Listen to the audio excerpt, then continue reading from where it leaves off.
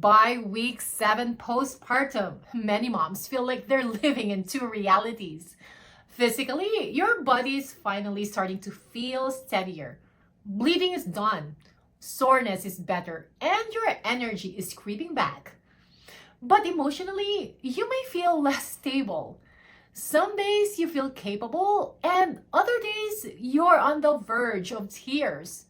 For career driven first time moms, these mismatch can feel like whiplash. Your body says you're better, but your mind says not yet.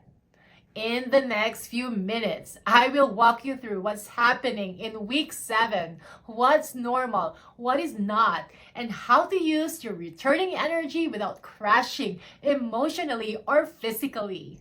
Hi, I'm Sherry, a certified maternal and newborn nurse. This is week 7 of my Postpartum Recovery Roadmap series. This is where I guide you week by week through the first 12 weeks so you can stop second guessing yourself and start feeling capable again. And since week 7 is when emotions can feel unpredictable, I want you to grab my mental wellness workbook inside my free private resource hub for career moms. It gives you simple, structured tools to track your mood and apply quick coping strategies that actually fit into a busy lifestyle. The link is below. Let's start with your body. By now, your uterus has finished its involution, meaning it has returned close to its pre-pregnancy size. Bleeding has stopped. Stitches, whether from a vaginal birth or C-section, should be mostly healed. You can likely move freely without pain. But, and this is important, complete recovery is still ongoing. The pelvic floor muscle, which stretched or sometimes tore during birth, may still be weak. Core muscles are still separated in many moms, which can show up as back pain, poor posture, or a pooch that's not just cosmetic, but structural. If you push into workouts or lifting too soon, you risk setbacks like leakage, pelvic heaviness, or worsening core separation. For career moms, I frame it like this. Your body's dashboard lights may look green, but the system is still running diagnostics in the background. You wouldn't send a project live before testing its core systems, right? Treat your body the same way. Keep pacing. Now, let's talk about your emotions.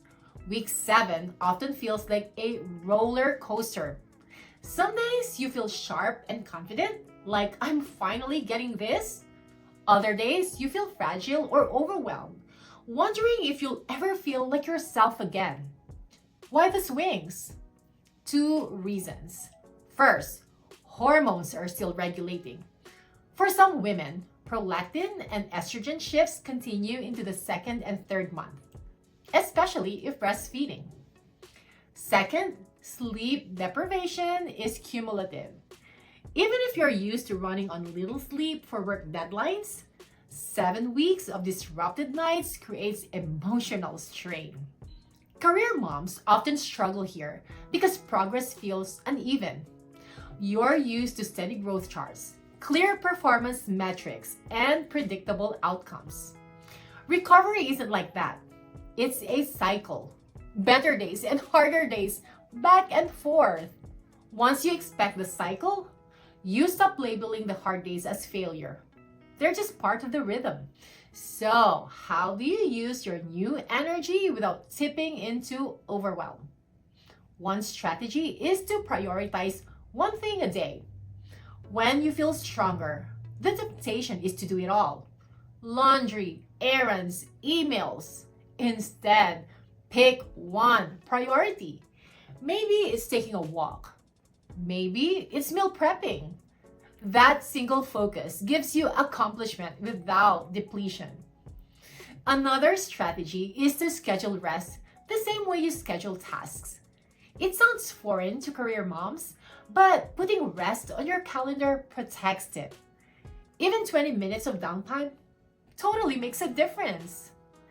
Third, stay connected. Isolation is a major risk at this stage because you feel like you should be fine.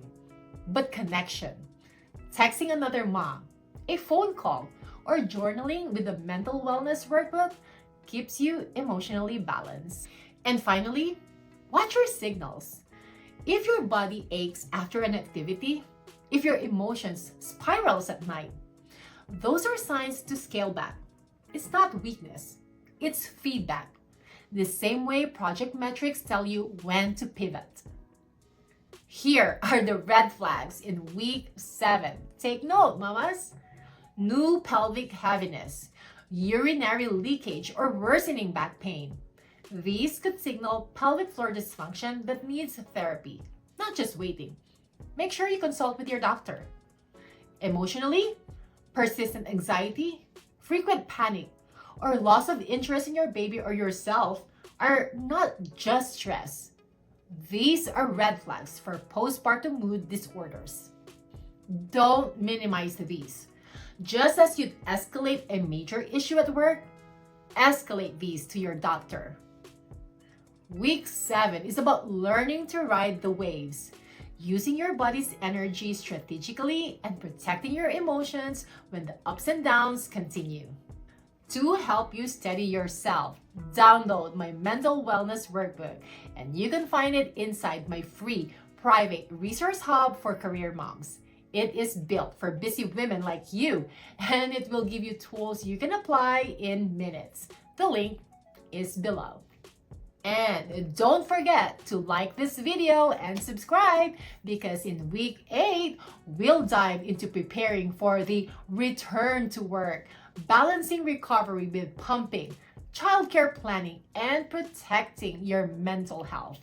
If you're watching these before week 8 is live, check out this video next. It's the perfect companion as you start thinking about that transition ahead.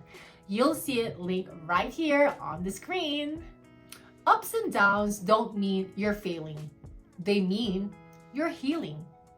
Your strength is in pacing yourself, respecting the rhythm of recovery, and knowing that both good days and hard days move you forward. I'm Cherry, and I will see you in the next one.